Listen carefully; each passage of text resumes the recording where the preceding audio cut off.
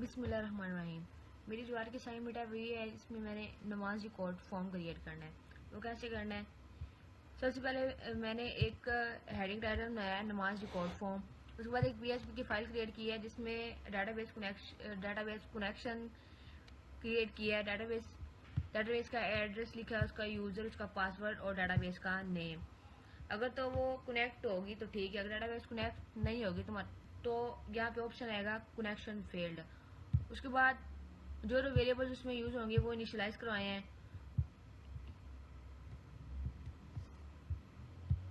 उसके बाद उसमें एक एडिट का बटन होगा, वो क्या वर्क करेगा ये देखते हैं। एडिट का बटन होगा, जो एडिट का बटन है, जो डाटा हम उसमें रिकॉर्ड करवाएंगे, डाटा ना नमाज का डाटा हमें रिकॉर्ड करवाना है। जब डाटा सबमिट हो जाएगा, उसमें जो सबमिटेड डाटा होगा उसके साथ एक एडिट का बटन आएगा, जिसमें जब हम क्लिक करेंगे तो हमारी डाटाबेस से सारा डाटा कलेक्ट करके वो हमारे उस पेज पे लेके आएगा, उस फॉर्म में लेके आएगा। वहां से हम डाटा अपना एडिट कर सकते हैं। सेव न्यू रिकॉर्ड को सेव करा सकते हैं। ये सारा डाटा, डेट, नेम, ये जो नमाज पढ़नी है इनके साथ, ये सारा डाटा उसमें पुट करेंगे, एक फॉर्म में उसमें डाटा पुट करेंगे और उसको सेव करा देंगे तो वो सबमिट हो जाएगा।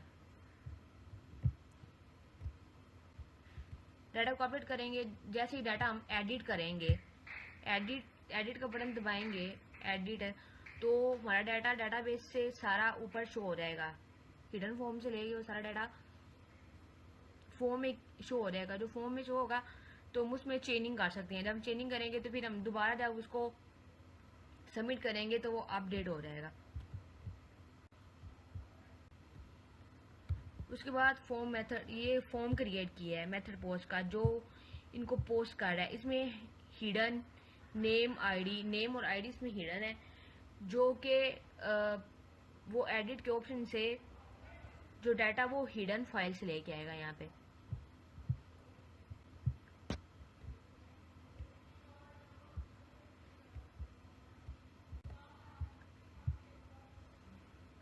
अगर हमारे पास आईडी होगी तो ये डाटा वहां से रीड आउट करेगा। इसे हम अपना डाटा सबमिट सेव करा के सेव करते हैं और आगे जब दोबारा इसको करते हैं तो सबमिट रिकॉर्ड, आगे स्टोर रिकॉर्ड में क्या होगा, जब डाटा हम सबमिट कर देते हैं तो वो स्टोर रिकॉर्ड में चला जाता है, मतलब कि वो स्टोर हो जाता है। उसमें इधर नीचे लिखा होगा डेट, नेम, आगे ये हर नमाज का नाम लिखा होगा और नीचे यस या नो लिखा होगा, और आगे करके एडिट, जहाँ पे एक्शन है ना, यहाँ पे करके नीचे उसके एडिट का एक ऑप्शन होगा।